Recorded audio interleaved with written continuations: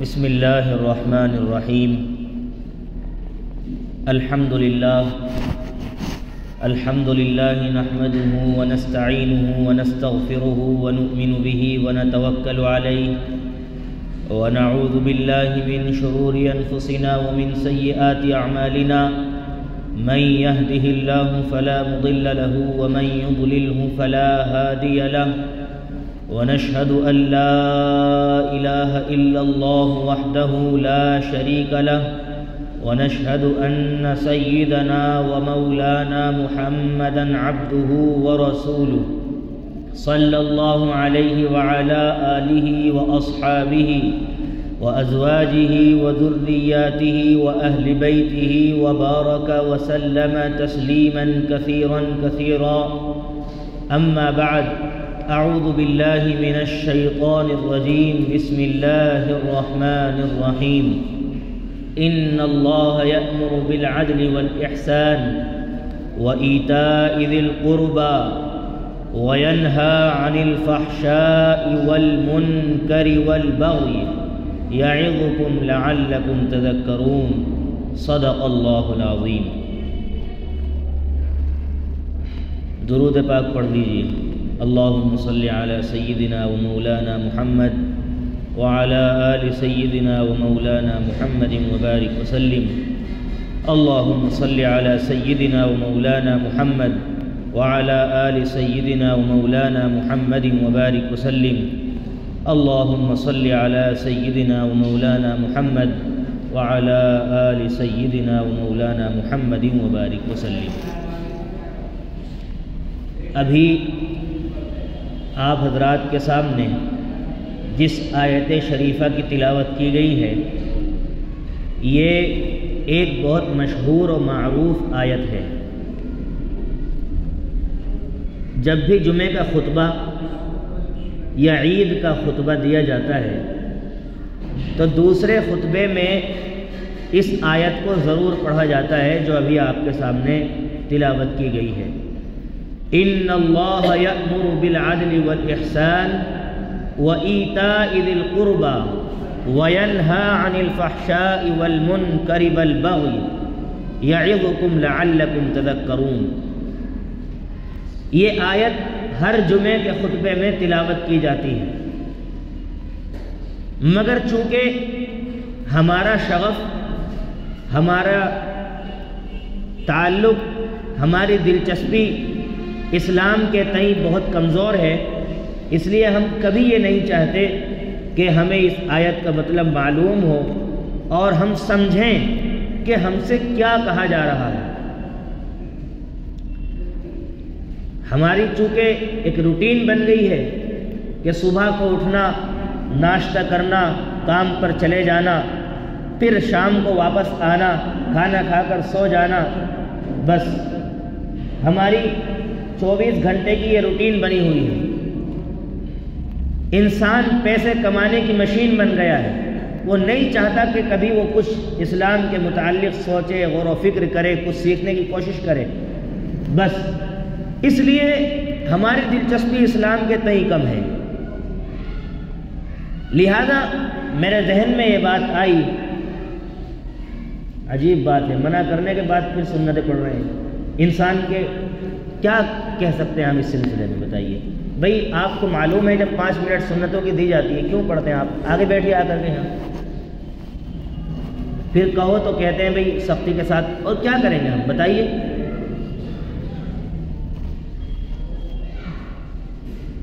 آپ ہم سب سے، مجھ سے سب عمر میں بڑے ہیں، آپ کو اس بات کا خیال کرنا چاہیے۔ یہ تو ایک کامن سینس اور شعور کی بات ہے کہ جب کوئی بات ہو رہی ہو تو اس میں کچھ کام کرنا ایسا ہے جیسا ٹانگ اڑانا، سیدھی سی بات ہے۔ کھانے کے وقت سلام کرنے کو کیوں منع کیا گیا معلوم ہے آپ کو؟ اسی لیے کہ کھانے والا اس کی توجہ دوسری طرف نہ بٹے۔ اسی طرح کوئی کام میں مشغول ہے، قرآن کریم کی تلاوت کر رہا ہے، سلام کرنا منع ہے کہ آپ اس کو سلام نہیں کریں گے، کیونکہ آپ کے سلام کرنے کی وجہ سے اس کی قرآن کی تلاوت میں دشواری ہوگی، خلل پیدا ہوگا۔ جواب نہ دے تو آپ منہ بنائیں گے بھئی میرے سلام کا جواب، تو یہ چیز ہم خود پیدا کریں اپنے اندر شعور کہ ہمیں کون سا کام کہاں کرنا ہے اور کہاں نہیں کرنا ہے۔ اس میں ایک یہ جمعے کی سنتیں بھی ہیں، بیان چل رہا ہوتا ہے، بیچ میں آ کر کے نماز پڑھتے ہیں۔ بھئی یہ تو آپ بیان کے درمیان خود خلل انداز ہو رہے ہیں، اتنا تو شعور سلیقہ ہر انسان کو ہونا چاہیے۔ یہ کسی کو پوائنٹ آؤٹ کر کے نہیں کہہ رہا ہوں، یہ ہر جمعے کا مسئلہ ہے، اس لیے بہت ضروری ہے بات کہنی۔ تو اللہ کے واسطے آپ حضرات جو ہے تھوڑا سا اپنے اندر شعور پیدا کریں، اور جب بھی کوئی بات چیت اللہ کے دین کی بات اور رسول اللہ کی بات ہو رہی ہو، سنتوں کا وقت متعین ہے، ہم خود اس بات کا خیال کرتے ہیں، 5 منٹ اپنے بیان میں کم کر کے ہم سنتوں کے لیے چھوڑ دیتے ہیں، تو آپ اپنی سنتیں صرف اسی وقت ادا کریں، اس کے علاوہ آگے پیچھے نہ ادا کریں۔ جزاکم اللہ۔ میں یہ عرض کر رہا تھا، تھوڑی سی توجہ چاہوں گا میں بات کی طرف، کہ ایک آیت جو آپ کے سامنے تلاوت کی گئی ہے، یہ بہت مشہور اور معروف آیت ہے، جس کو ہر خطبے میں پڑھا جاتا ہے، چاہے عیدین کا خطبہ ہو، جمعے کا خطبہ ہو۔ ان اللہ یأمر بالعدل والاحسان وایتاء ذی القربى وینہی عن الفحشاء والمنکر والبغی۔ اس کا معنی کیا ہے؟ اس کا مطلب کیا ہے؟ بے شک اللہ تعالی احسان کا حکم دیتا ہے، اور احسان کے ساتھ عدل کا حکم دیتا ہے، اور منع کرتا ہے فحشاء سے، بغی سے، منکر سے۔ یہ 5 الفاظ ہیں جو کہ مجھے آج کی گفتگو میں آپ حضرات کے سامنے سمجھانے کی کوشش کرنی ہے۔ سب سے پہلی بات، ان اللہ یأمر بالعدل۔ اس آیت کی پہلے آپ کچھ فضیلت سماعت کر لیں۔ یہ آیت عبداللہ ابن مسعود رضی اللہ عنہ فرماتے ہیں، ایسی عظیم آیت ہے کہ اللہ پورا قرآن نازل نہ کرتا، صرف یہ ایک آیت نازل کرتا تو یہ ساری چیزوں کے لیے کافی تھی، کیونکہ یہ آیت بظاہر مختصر ہے، لیکن وسعت اتنی ہے مفہوم کے اعتبار سے، اور اتنی کشادگی ہے کہ اس پر کئی جمعوں گفتگو کی جائے تو بات ختم نہ ہو۔ لیکن چونکہ ہم کم علم لوگ ہیں اور ہم ہر بات کو ایک محدود دائرے میں سوچتے ہیں، سمجھتے ہیں، اس لیے ہم پھر اس کا صحیح معنی مرتب نہیں کر پاتے۔ ان اللہ یأمر بالعدل، بے شک اللہ تعالی عدل کا حکم دیتا ہے۔ عدل کسے کہتے ہیں؟ عدل کے معنی آتے ہیں انصاف کے۔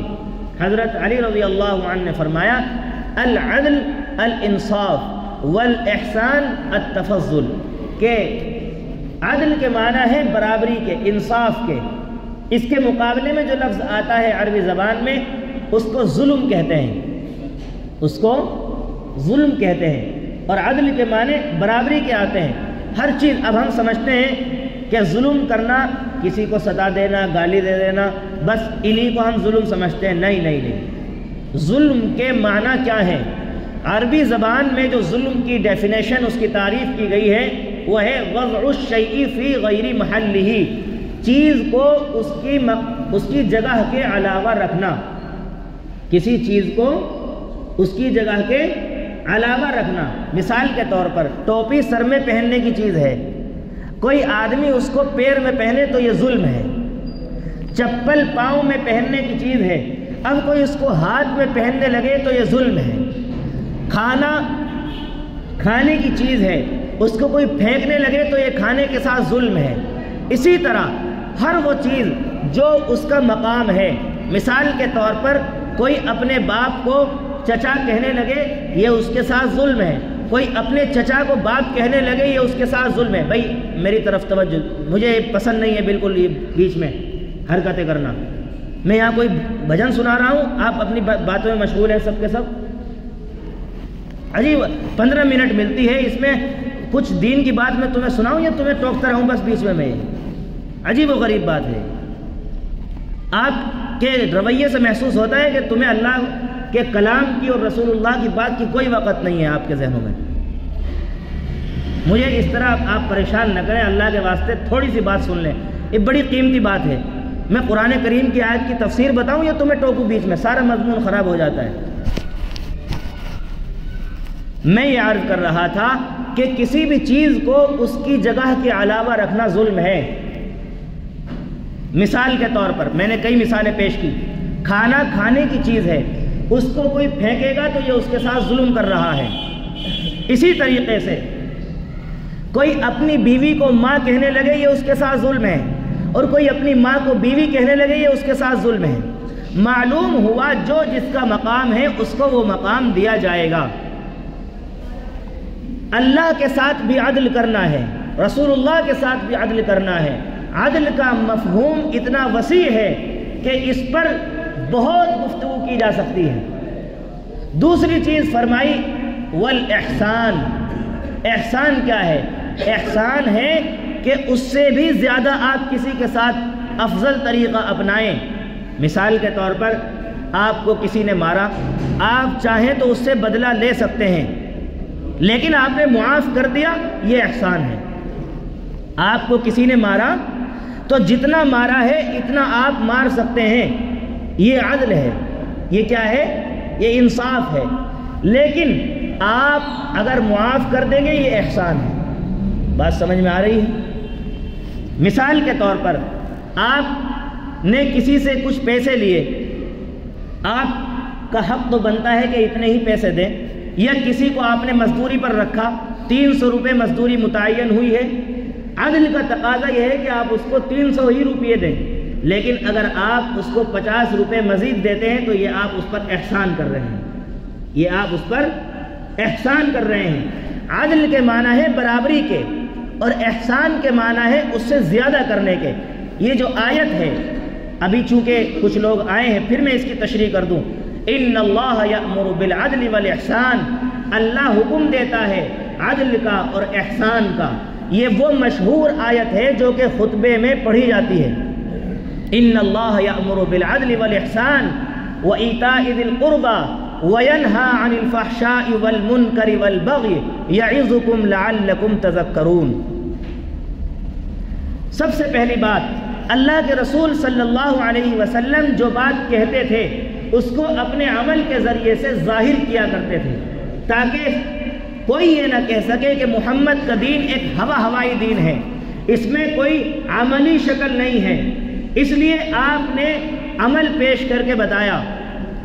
آپ علیہ الصلاۃ کی بیویاں زیادہ تھیں، اس لیے وہاں جب انصاف کی باری آئی اللہ کے رسول نے فرمایا اللہم ھذا قسمی فیما املک فلا تؤاخذنی فیما لا املک، اے اللہ یہ میری تقسیم ہے، میں چاہتا ہوں اور کوشش کرتا ہوں کہ ان میں ہر طریقے سے انصاف کروں، لیکن جہاں میرے اختیار میں ہے اس پر میری پکڑ کرنا، جو چیز میرے اختیار سے باہر ہے اس پر میری پکڑ نہ فرمانا۔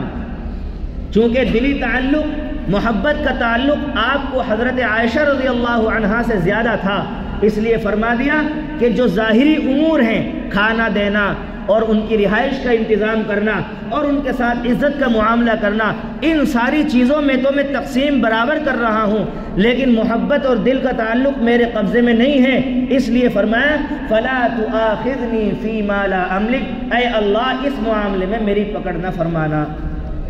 اخیر ایام میں آپ پوری زندگی آپ نے بیویوں کے درمیان برابری رکھی، لیکن جب آخری وقت آ گیا تو سب کو معلوم ہوا کہ آپ اتنے کمزور ہو گئے ہیں کہ جسمانی اعتبار سے ہر کسی کی باری پر آپ نہیں جا سکتے۔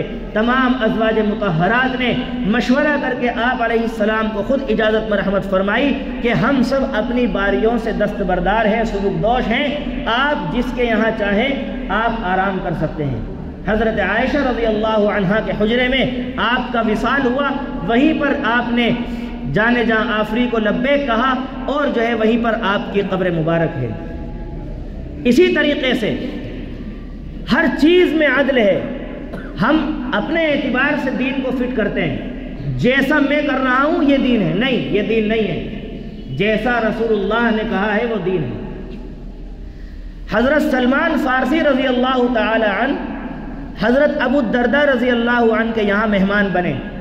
آپ نے دیکھا کہ ابو الدرداء تو اپنے گھر والوں کو وقت نہیں دیتے، کھانا بھی صحیح سے نہیں کھاتے، بس عبادت میں مشغول رہتے ہیں، پوری رات مصلی پر کھڑے ہو کر گزار دی۔ حضرت سلمان فارسی رضی اللہ عنہ نے کہا ان لربک علیک حقا، تیرے رب کا بھی تجھ پر حق ہے، وَإِنَّ لِزَوْجِكَ عَلَيْكَ حَقًّا، تیری بیوی کا بھی تجھ پر حق ہے، وَإِنَّ لِبَدَنِكَ عَلَيْكَ حَقًّا، تیرے جسم کا تجھ پر حق ہے، تیرے جسم کا بھی تجھ پر حق ہے، ہر چیز کا حق ہے، اور فَأَعْتِ كُلَّ ذِي حَقٍ حَقَّهُ، ہر حق والے کو اس کا حق پہنچاؤ، یہی اصل چیز ہے، یہی دین ہے۔ عبادت کرو وقت پر، لیکن جو وقت اہل و عیال کے ساتھ گزارنے کا ہے اس میں اہل و عیال کے ساتھ رہو، جو وقت روزی پر جانے کا ہے اس پر روزی تلاش کیجیے، جو وقت مسجد میں آنے کا ہے اس میں مسجد میں آئیے، ہر چیز کو دین کے اعتبار سے فٹ کیجیے۔ اسی طریقے سے اللہ کے ساتھ کیسے ناانصافی کون کر سکتا ہے؟ فرمایا کہ اللہ کے ساتھ بھی عدل کرنا ضروری ہے۔ اللہ کا عدل کیا ہے؟ اللہ کا جو حق ہے اس کو پورا کیا جائے۔ اللہ کا حق کیا ہے؟ اللہ کا حق سب سے پہلے یہ ہے 5 وقت کی نماز پڑھو۔ بتاؤ کون آدمی ہے جو 100% صحیح معنی میں اس حق کو ادا کر رہا ہے؟ اللہ کے رسول صلی اللہ علیہ وسلم نے ہر جگہ عدل کر کے دکھایا۔ غزوہ حنین میں بہت سارا مال ہاتھ آیا، سونا چاندی اور دیگر چیزیں۔ اس وقت کچھ عرب کے قبیلوں کے سردار مسلمان ہوئے تھے، اسلام کی ظاہری شان و شوکت کو دیکھ کر، قربانیاں دیکھ کر نہیں، کیونکہ اسلام غلبے میں تھا فتح مکہ کے بعد، اس لیے ظاہری شان و شوکت کو دیکھ کر مسلمان ہوئے۔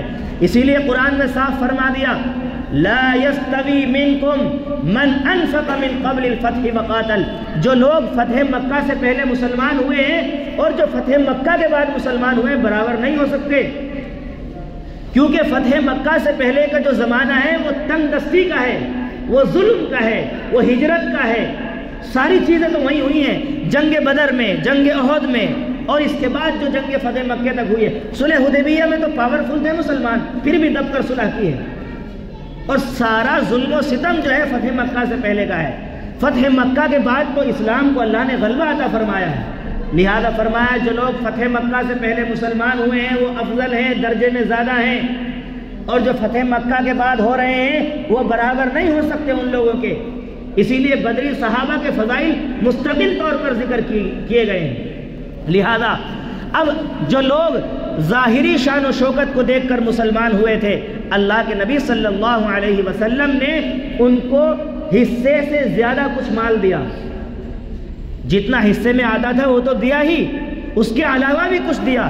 ایک منافق تھا ذوالخویسرہ نامی، اس شخص نے اعتراض کیا کہ محمد نے تو تقسیم کرنے میں ناانصافی سے کام لیا ہے۔ اللہ کے رسول صلی اللہ علیہ وسلم کے سامنے جب اس بات کا ذکر کیا گیا، اللہ کے رسول نے فرمایا من یعدل اذ لم اعدل، جب میں ہی انصاف نہیں کروں گا تو کون انصاف کرے گا؟ صفائی پیش نہیں کی، ایک جملہ ارشاد فرمایا من یعدل اذ لم اعدل، جب میں ہی کہہ کر کے انصاف نہیں کروں گا تو کون انصاف کرے گا؟ معلوم ہوا کہ آپ نے انصاف کے تحت اس کو زیادہ دیا تھا۔ کیوں دیا تھا؟ تاکہ یہ دل ان کے مانوس ہو جائیں، اسلام سے قریب ہو جائیں۔ آپ پڑھیے قرآن کریم کو، اٹھائیے 11واں پارہ، اللہ رب العزت نے جہاں صدقے اور زکوٰۃ کے مصرف بیان کیے ہیں وہاں فرمایا انما الصدقات للفقراء والمساکین والعاملین علیہا والمؤلفۃ قلوبهم۔ ایک خانہ یہ بھی ہے کہ صدقے زکوٰۃ کو کہاں دیا جا سکتا ہے، ایک خانہ یہ بھی ہے کہ دلوں کو جوڑنے کے لیے، تالیف قلب کے لیے، مانوس کرنے کے لیے اسلام میں آپ وہاں دے سکتے ہیں۔ اللہ کے رسول نے اس کی مثال پیش کی، جو حصہ تھا وہ تو دیا ہی، ساتھ میں کچھ زیادہ بھی دیا۔ ابھی عشاء کی نماز میں تعلیم کی تھی میں نے کچھ دن پہلے، حضرت عمر نے اس یہودی عالم کے ساتھ اس بات پر جو ہے تھوڑا غصہ ہو گئے کہ انہوں نے رسول اللہ کے ساتھ گستاخی کی، تو آپ نے فرمایا جتنا ان کا قرض بنتا ہے وہ بھی دو، زیادہ بھی دو، کیونکہ تم نے ان کے ساتھ تھوڑا غصے کا معاملہ کیا۔ یہ ہے رسول اللہ کے اخلاق، یہ ہے دین۔ جو ہم سمجھ رہے ہیں جو کر رہے ہیں وہ دین نہیں ہے، یہ دین ہے، یہ دین ہے۔ انما الصدقات للفقراء والمساکین والعاملین علیہا والمؤلفۃ قلوبهم۔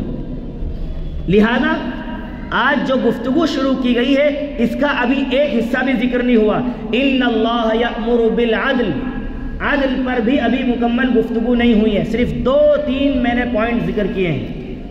آج کے درس کا خلاصہ صرف اتنا سمجھیے، چونکہ پہلے سے سارے آتے نہیں ہیں، ماحول ہمارے یہاں کا کچھ اس طرح کا بنا ہوا ہے، اس لیے بار بار بات کو ریپیٹ کرنا پڑتا ہے کہ ایک آدھ بات تو کچھ سمجھ میں آ جائے۔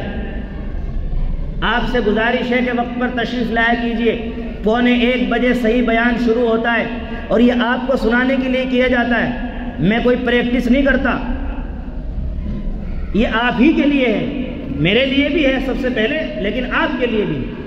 لہذا جمعے کا جو خطاب ہوتا ہے وہ کوئی انٹرٹینمنٹ نہیں ہے اور نہ کوئی فارمیلٹی ہے، ایک رسم نہیں ہے کہ بھائی امام صاحب کو 25 منٹ بیان کرنا ہے اور بس پوری کرنی ہے منٹیں، نہیں، منٹیں پوری نہیں کرنی۔ بیان تو 1 گھنٹہ بھی کیا جا سکتا ہے، منٹیں پوری نہیں کرنی ہے، پیغام سنانا ہے کچھ امت کو۔ آپ بھی اس نیت کے ساتھ آیا کرو مسجد میں، اور 1:15 بجے یہاں آنے کی کوشش کیا کرو۔ کام سب کے پاس ہے، کوئی فری نہیں ہے، سب مشغول ہیں، سب مشغول ہیں۔ جو نظر آ رہا ہے خالی وہ بھی مشغول ہے، اور جو بزی نظر آ رہا ہے وہ بھی مشغول ہے۔ لہذا 1:15 بجے جب بیان شروع ہوتا ہے آپ اس میں آنے کی کوشش کیا کیجئے تاکہ کچھ پیغام آپ کو مل سکے۔ آج کے درس کا، آج کے سبق کا خلاصہ صرف اتنا سا ہے کہ ہمیں ہر جگہ عدل کرنا ہے۔ عدل کہتے ہیں جس کا جو حق ہے اس کو وہ حق دیا جائے، اللہ کا حق بھی پورا کیا جائے، رسول اللہ کا حق بھی پورا کیا جائے، والدین کا حق بھی پورا کیا جائے، رشتہ داروں کا حق بھی پورا کیا جائے، پڑوسیوں کا حق بھی پورا کیا جائے، دوست احباب کے حقوق بھی پورے کیے جائیں، مسجد کا حق بھی پورا کیا جائے، علماء کا حق بھی پورا کیا جائے، اولاد کا حق بھی پورا کیا جائے۔ جو حقوق ہیں ہر کسی کو اس کا حق ادا کرنا، یہی دین ہے، یہی دین ہے، یہی دین ہے۔ اللہ سے دعا ہے اللہ عمل کی توفیق عطا فرمائے۔ آپ تشریف رکھیں، ابھی کچھ 1-2 منٹ باقی ہیں۔ نہیں کریں گے آج؟ چلیے ٹھیک ہے، کوئی چندہ کرنا تھا کسی چیز کو لے کر، آئندہ جمعے میں انشاءاللہ اس کو کریں گے۔ چندہ کرنا ہے، آپ ہی بول دیں۔ یہ یہاں پر برابر میں جو مدرسے میں اندر یہ کمرہ ہے، یہ جماعت کے رکنے کے لیے اس کو بنایا گیا ہے، اس میں گیٹ نہیں ہے، جس کی وجہ سے سردی لگتی ہے بہت زیادہ، جو جماعت آتی ہے ان کو پریشانی ہوتی ہے، لہذا یہ طے کیا گیا ہے، مشورہ کیا گیا ہے کہ اس پر گیٹ لگایا جائے۔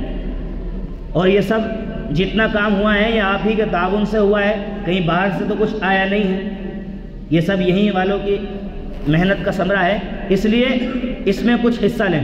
آپ بھی کھڑے ہو جائیں کچھ، جی اس کا کچھ خرچہ بتا دو کیا ہے۔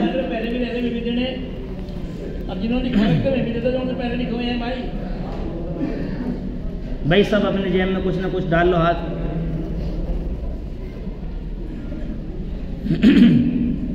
یہ گیٹ لگ جائے گا، پھر جماعتیں آنے شروع ہو جائیں گی، مسئلہ سارا ان کے آرام کے خلل کا ہے۔